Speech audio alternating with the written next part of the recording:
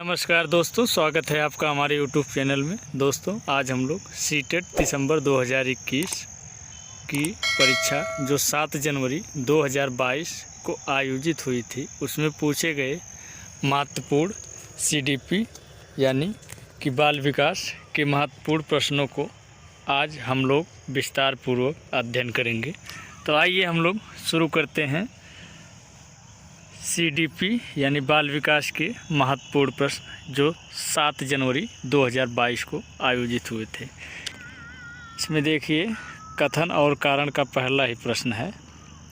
अब कथन ये देखिए, एक बच्चा 11 महीने में चलना सीखता है जबकि दूसरा 15 महीने में चलना सीखता है। कारण देखिए, व्यक्तियों में विकास भिन्न भिन्न दरों पर होता है। सही विकल्प चुनें। इस प्रश्न के लिए आयोग ने 4 विकल्प दिए हैं। पहला विकल्प है A और R दोनों सही हैं और R सही व्याख्या करता है, एक ही। दूसरा ऑप्शन A और R दोनों सही हैं लेकिन R सही व्याख्या नहीं है, एक ही। तीसरा ऑप्शन है A सही है लेकिन R गलत है। चौथा ऑप्शन A R दोनों गलत है। तो मित्रों, इस प्रश्न में सही उत्तर ऑप्शन नंबर 1 यानी A और R दोनों सही है और R सही व्याख्या करता है, एक ही। इसके बाद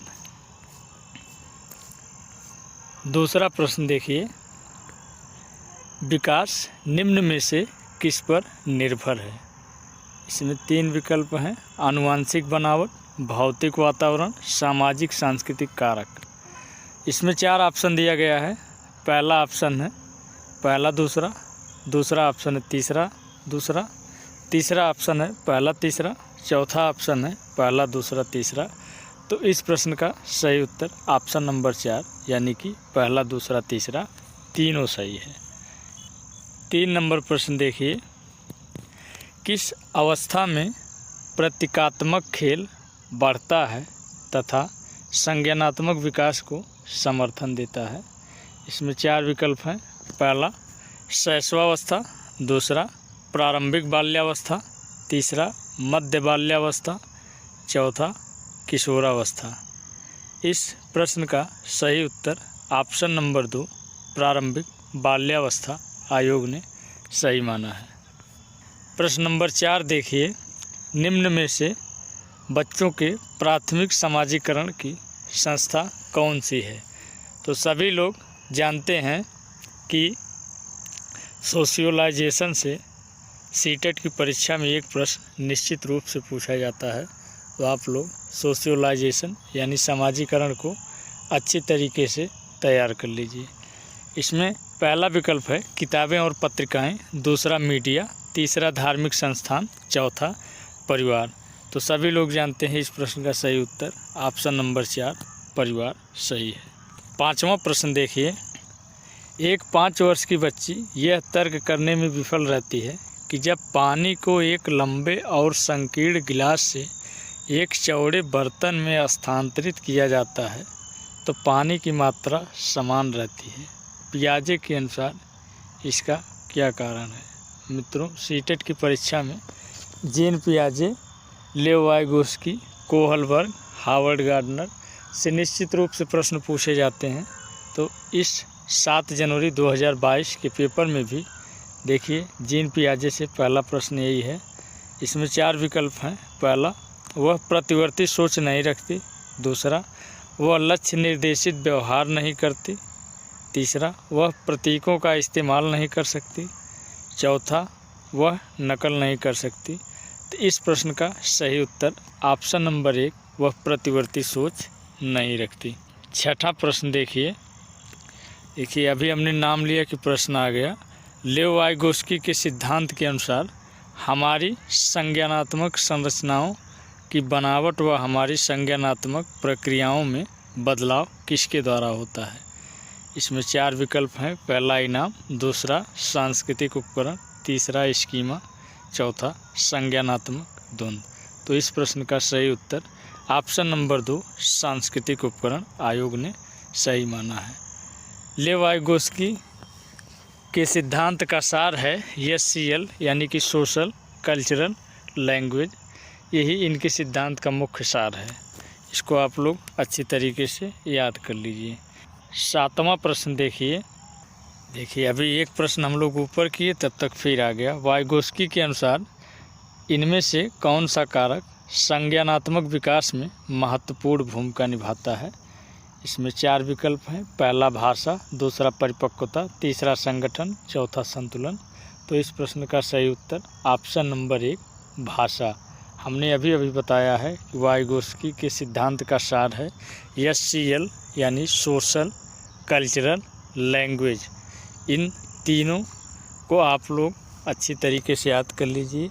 इन्हीं से आप लोग स्टेटमेंट वाले भी प्रश्न सही कर पाएंगे और फैक्ट वाले भी। 8वां प्रश्न देखिए, समूहों में चर्चा करना और सकारात्मक शिक्षक छात्र संबंध किस कक्ष की विशेषता है? इसमें पहला ऑप्शन प्रगतिशील कक्षा कक्ष, दूसरा पाठ्य पुस्तक केंद्रित कक्षा कक्ष, तीसरा व्यवहारवादी कक्षा कक्ष, चौथा शिक्षक केंद्रित कक्षा कक्ष। तो इस प्रश्न का सही उत्तर ऑप्शन नंबर 1 प्रगतिशील कक्षा कक्ष आयोग ने सही माना है। 9वां प्रश्न देखिए, बाल केंद्रित कक्षा कक्ष में विद्यार्थी।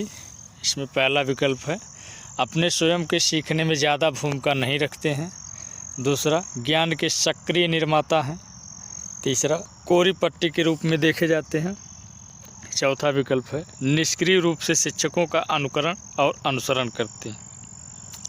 तो इस प्रश्न का सही उत्तर ऑप्शन नंबर 2 यानी ज्ञान के सक्रिय निर्माता है, यानी कि बच्चों को छोटा वैज्ञानिक कहा जाता है। 10वां प्रश्न देखिए, कोहल वर्ग के किस चरण में व्यक्ति तर्क करते हैं कि सही कार्यवाही विवेक के स्वचुने हुए नैतिक सिद्धांतों द्वारा परिभाषित की जाती है? इसमें 4 विकल्प है। पहला अच्छी लड़की अच्छा लड़का अभिविन्यास, दूसरा सामाजिक अनुबंध अभिविन्यास, तीसरा सामाजिक व्यवस्था बनाने का अभिविन्यास, चौथा सार्वभौमिक नैतिक सिद्धांत अभिविन्यास। तो इस प्रश्न का सही उत्तर ऑप्शन नंबर 4 सार्वभौमिक नैतिक सिद्धांत अभिविन्यास आयोग ने सही माना है। 11वां प्रश्न देखिए, हावर्ड गार्डनर के अनुसार वह व्यक्ति जिनमें दूसरों की मंशाओं, भावनाओं और व्यवहारों को समझने व उनके साथ संबंध बनाने की क्षमता होती है, उनमें कौन सी बुद्धि होती है? मित्रों, आज से नहीं, जब से सीटेट का एग्ज़ाम आयोजित होता रहा है तब से लेकर आज तक हावर्ड गार्डनर से निश्चित रूप से 1 से 2 प्रश्न पूछे जाते हैं। तो आप लोग हावर्ड गार्डनर को खूब अच्छी तरीके से तैयार कर लीजिए। इसमें पहला ऑप्शन है प्रकृतिवादी, दूसरा अंतर्वैयक्तिक, तीसरा अंतर्वैयक्तिक, चौथा स्थानिक। तो इस प्रश्न का सही उत्तर ऑप्शन नंबर 2 अंतर्वैयक्तिक आयोग ने सही माना है। 12वां प्रश्न देखिए, जब बच्चे स्कूल में प्रवेश करते हैं तो क्या होता है? इसमें 4 विकल्प हैं। पहला, उन्हें अपनी मातृभाषा में बोलने की अनुमति दी जानी चाहिए क्योंकि अभिव्यक्ति महत्वपूर्ण है। दूसरा, स्कूल की भाषा में ना बोलने पर उन पर जुर्माना लगाना चाहिए। तीसरा, उन्हें स्पष्ट रूप से बताया जाना चाहिए कि स्कूल एक अलग भाषा है और उन्हें अपनी मातृभाषा में बिल्कुल भी नहीं बोलना चाहिए। चौथा विकल्प, उनके माता पिता को घर पर भी स्कूल की भाषा का प्रयोग करने के लिए कहा जाना चाहिए। तो इस प्रश्न का सही उत्तर आयोग ने ऑप्शन नंबर 1 सही माना है कि उन्हें अपनी मातृभाषा में बोलने की अनुमति दी जानी चाहिए क्योंकि अभिव्यक्ति महत्वपूर्ण है। 13 नंबर प्रश्न देखिए मित्रों, हमने आपको इसके पहले वाले वीडियो में भी बताया है कि जेंडर वाले चैप्टर से निश्चित रूप से 1 से 2 प्रश्न सीटेट की परीक्षा में पूछे जाते हैं। तो आप लोग जेंडर वाले चैप्टर को अच्छी तरीके से गहनतापूर्वक अध्ययन कर लीजिए। लड़कों को उपहार में खेलने के लिए अक्सर कार और यांत्रिक ब्लॉक, लड़कियों को गुड़िया व चित्रकारी के संसाधन दिए जाते हैं। यह अनुपयुक्त प्रथा क्या दर्शाती है? इसमें पहला ऑप्शन है जेंडर स्थिरता, दूसरा जेंडर समता, तीसरा जेंडर पक्षपात, चौथा जेंडर सशक्तिकरण। तो इस प्रश्न का सही उत्तर ऑप्शन नंबर 3 जेंडर पक्षपात सही है।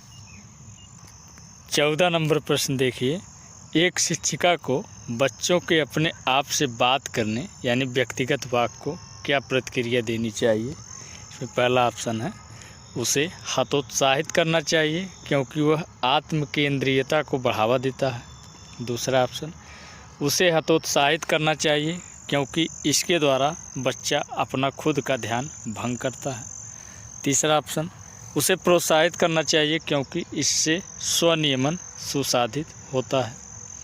इसके बाद चौथा ऑप्शन, उसे प्रोत्साहित करना चाहिए क्योंकि इससे शिक्षक की जिम्मेदारी खत्म हो जाती है।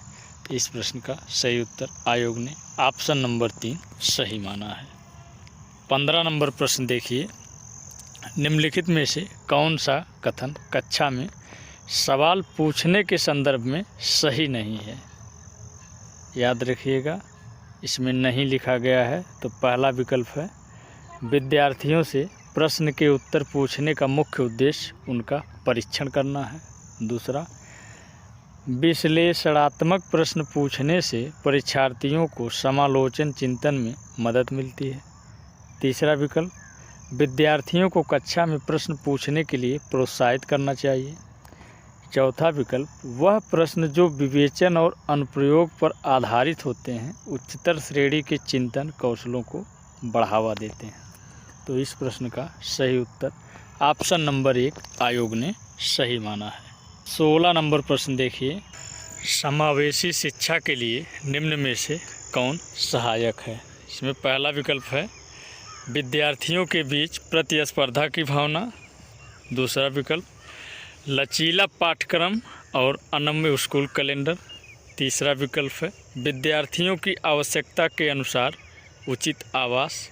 चौथा विकल्प है सख्त शिक्षक केंद्रित शिक्षा शास्त्र। तो इस प्रश्न का सही उत्तर ऑप्शन नंबर 3 आयोग ने सही माना है। 17 नंबर प्रश्न देखिए, हमने इसके पहले की वीडियो में भी आपको बताया है कि वैफल्य वाले चैप्टर से निश्चित रूप से 1 से 2 प्रश्न पूछे जाते हैं। तो आप लोग वैफल्य वाले चैप्टर को अच्छी तरीके से तैयार कर लीजिए। निम्नलिखित में से कौन किसी व्यक्ति के हाथ से आँख के तालमेल, संतुलन और शारीरिक निपुणता की क्षमता को प्रभावित करता है?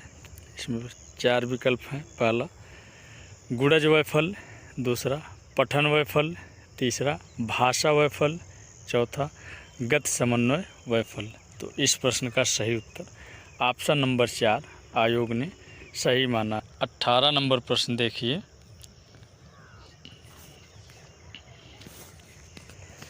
उन विद्यार्थियों के सफल समावेशन के लिए जिन्हें दृष्टिबाधिता है एक शिक्षिका को क्या करना चाहिए?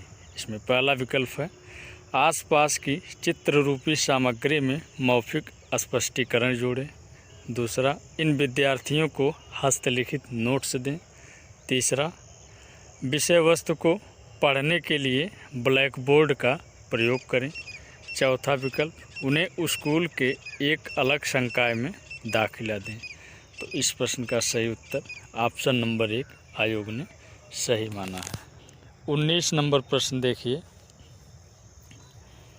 जनजातीय समुदायों के विद्यार्थियों के सफल समावेशन के लिए एक शिक्षिका को निम्न में से किससे बचना चाहिए? इसमें 4 विकल्प हैं। पहला, उनके दैनिक जीवन और परिवेश से उदाहरण सम्मिलित करना। दूसरा, उनके सामाजिक सांस्कृतिक संदर्भ को महत्व और सम्मान देना। तीसरा, पाठ्यक्रम में उनकी संस्कृति में प्रचलित लोकगीतों और गीतों को शामिल करना। चौथा ऑप्शन, उन संप्रदायों को पढ़ाना जो उनके लिए पूरी तरह अप्रासंगिक हैं। तो मित्रों, इस प्रश्न का सही उत्तर आयोग ने ऑप्शन नंबर 4 सही माना है। प्रश्न नंबर 20 देखिए, निम्नलिखित में से कौन सा विकल्प दी गई दिव्यांगता और संबंधित विद्यार्थियों के समावेशन हेतु यथोचित संयोजन रणनीति का सही युग्म है? इसमें पहला विकल्प है ध्यान न्यूनता, अति क्रियाशीलता विकार, लंबी अवधि की फिल्में दिखाएं। दूसरा, स्वलीनता, जितना हो सके एक ही समय सारणी या दिनचर्या। तीसरा, पठन वैफल्य यानी जटिल गणना पर आधारित प्रश्न दें। चौथा, वाक बाधिता यानी मूल्यांकन के केवल मौखिक रूप को स्वीकार करें। तो इस प्रश्न का सही उत्तर आयोग ने ऑप्शन नंबर 2 सही माना है। 21 नंबर प्रश्न देखिए, यह भी कथन कारण से संबंधित प्रश्न है। इसमें अभिकथन ए, शिक्षकों को निर्णय लेने में विद्यार्थियों को शामिल करना चाहिए और कक्षा में सक्रिय भागीदारी को प्रोत्साहित करना चाहिए। इसमें कारण आर देखिए, अधिगम शिक्षक द्वारा विद्यार्थी को सीधे हस्तांतरित किया जाता है। सही विकल्प चुनें। इसमें 4 विकल्प हैं। पहला, ए और आर दोनों सही हैं और आर सही व्याख्या करता है ए की। दूसरा, ए और आर दोनों सही हैं लेकिन आर सही व्याख्या नहीं है ए की। तीसरा, ए सही है और लेकिन आर गलत है। चौथा, ए और आर दोनों गलत है। तो इस प्रश्न का सही उत्तर आयोग ने ऑप्शन नंबर 3 सही माना है। 22 नंबर प्रश्न देखिए, विद्यार्थी निम्न में से किसे नए ज्ञान के निर्माण का आधार बनाते हैं। इसमें पहला विकल्प है, जो उनके द्वारा पहले से ही समझा और माना जाता है। दूसरा, जो उनके लिए अस्पष्ट और अप्रासंगिक है। तीसरा, जो उनके लिए पूरी तरह से अपरिचित और अज्ञात है। चौथा, जो उनके वर्तमान संज्ञानात्मक स्तर से बहुत परे है। तो मित्रों, इस प्रश्न का सही उत्तर आयोग ने ऑप्शन नंबर 1 सही माना है। 23 नंबर प्रश्न देखिए, सीखने के सामाजिक संदर्भ के संबंध में निम्नलिखित में से कौन सा कथन सही नहीं है। ध्यान रहे, नकारात्मक प्रश्न पूछा है। इसमें पहला विकल्प है, संप्रेषण व अंतःक्रिया सीखने के लिए महत्वपूर्ण है। दूसरा, सीखने का सभी कार्य व्यक्ति द्वारा उनके दिमाग में किया जाता है। तीसरा, विद्यार्थी स्कूल में अपनी संस्कृति से बहुत सी समझ लेकर आते हैं। चौथा विकल्प, जब विद्यार्थी एक दूसरे की सहायता करते हुए सहयोगात्मक रूप से काम करते हैं तो उनका अधिगम सुदृढ़, प्रबलित व परिष्कृत होता है। तो इस प्रश्न का सही उत्तर आयोग ने ऑप्शन नंबर 2 सही माना है। 24 नंबर प्रश्न देखिए, निम्न में से कौन सा कारक विद्यार्थियों की असफलता के लिए जिम्मेदार है। इसमें 4 विकल्प हैं। पहला, असंदर्भित पाठ्यक्रम। दूसरा, विषय वस्तु को प्रस्तुत करने के विविध तरीके। तीसरा, विद्यार्थी केंद्रित गतिविधियाँ। चौथा, व्यक्तिगत विभिन्नताओं का मान। तो इस प्रश्न का सही उत्तर आयोग ने ऑप्शन नंबर 1 असंदर्भित पाठ्यक्रम को सही माना है। 25 नंबर प्रश्न देखिए, प्रभावी अधिगम के लिए शिक्षार्थी की स्पेस भागीदारी की आवश्यकता होती है। इसमें 4 विकल्प हैं। पहला, सक्रिय। दूसरा, विनम्र। तीसरा, आंशिक। चौथा, निष्क्रिय। तो इस प्रश्न का सही उत्तर ऑप्शन नंबर 1 सक्रिय आयोग ने सही माना है। 26 नंबर प्रश्न देखिए, अधिसंज्ञानात्मक कौशल। इसमें पहला विकल्प है, चिंतन और अधिगम को नियमित करते हैं। दूसरा, संज्ञान और समस्या समाधान को प्रभावित नहीं करते। तीसरा, केवल विषय वस्तु के रटने पर निर्भर है। चौथा, विद्यार्थियों में संज्ञानात्मक विकास की देरी को दर्शाते हैं। तो इस प्रश्न का सही उत्तर आयोग ने ऑप्शन नंबर 1 सही माना है। 27 नंबर प्रश्न देखिए, त्रुटियों के बारे में निम्न में से कौन सा कथन सही है। त्रुटि यानी ईरर। इसमें पहला विकल्प है, अधिगम प्रक्रिया में त्रुटियों की कोई भूमिका नहीं होती। दूसरा, एक शिक्षक को विद्यार्थियों के त्रुटि करने के व्यवहार को इनाम और सज़ा देकर ख़त्म करना चाहिए। तीसरा ऑप्शन, त्रुटियों पर चर्चा और विश्लेषण द्वारा उन्हें अर्थपूर्ण अधिगम में बदला जा सकता है। चौथा ऑप्शन, विद्यार्थी अपनी त्रुटियों की स्वयं खोज और सुधार करने में सक्षम नहीं होते। तो इस प्रश्न का सही उत्तर आयोग ने ऑप्शन नंबर 3 सही माना है। 28 नंबर प्रश्न देखिए, अधिगम और सूचना प्रसंस्करण एवं संवेगों और प्रवृत्ति का संबंध किस प्रकार का है। इसमें पहला विकल्प है, अधिगम और सूचना प्रसंस्करण संवेगों से काफ़ी हद तक प्रभावित होते हैं। दूसरा विकल्प, संवेग एवं अधिगम और सूचना प्रसंस्करण का एक दूसरे से कोई संबंध नहीं है। तीसरा विकल्प, सकारात्मक संवेग अधिगम और सूचना प्रसंस्करण को नकारात्मक रूप से प्रभावित करते हैं। चौथा विकल्प, नकारात्मक संवेग अधिगम और सूचना प्रसंस्करण को सकारात्मक रूप से प्रभावित करते हैं। तो मित्रों, इस प्रश्न का सही उत्तर ऑप्शन नंबर 1 आयोग ने सही माना है। 29 नंबर प्रश्न देखिए, एक विद्यार्थी कुछ संपत्तियों के बारे में अपने जिज्ञासा को संतुष्ट करने के लिए किताबें पढ़ रही है। यह किस तरह के लक्ष्य का उदाहरण है? इसमें 4 विकल्प है। पहला, महारत हासिल करने की दिशा में उन्मुख लक्ष्य। दूसरा, परिहार उन्मुख महारत लक्ष्य। तीसरा, प्रदर्शन की दिशा में उन्मुख लक्ष्य। चौथा, परिहार उन्मुख प्रदर्शन लक्ष्य। तो इस प्रश्न का सही उत्तर आयोग ने ऑप्शन नंबर 1 सही माना है। आज के सेशन का अंतिम प्रश्न यानी 30वां प्रश्न, राष्ट्रीय शिक्षा नीति 2020 यानी नेशनल एजुकेशन पॉलिसी 2020 का केंद्र बिंदु क्या है? इसमें 4 विकल्प हैं। पहला, कठोर पाठ्यक्रम, शिक्षा शास्त्र और मूल्यांकन। दूसरा विकल्प, बहुविषयकता और समग्र शिक्षा। तीसरा विकल्प, परीक्षा की ओर और उसके लिए सीखना। चौथा विकल्प, आकलन के योगात्मक तरीकों को अपनाना। तो इस प्रश्न का सही उत्तर आयोग ने ऑप्शन नंबर 2 सही माना है। तो मित्रों, ये रहे सीटेट दिसंबर 2021 जो 7 जनवरी 2022 को आयोजित हुए थे।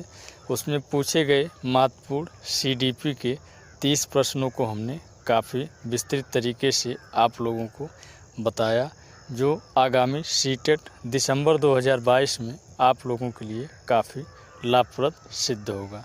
तो मित्रों, ऐसे ही नॉलेजफुल वीडियो पाने के लिए हमारे यूट्यूब चैनल से जुड़े रहें और कैसा लगा आपको आज का सेशन कमेंट करके ज़रूर बताएं। तो मित्रों, यदि आपको हमारा यूट्यूब चैनल अच्छा लग रहा है तो हमारे यूट्यूब चैनल को लाइक, शेयर, सब्सक्राइब ज़रूर करें। जय हिंद, वंदे मातरम।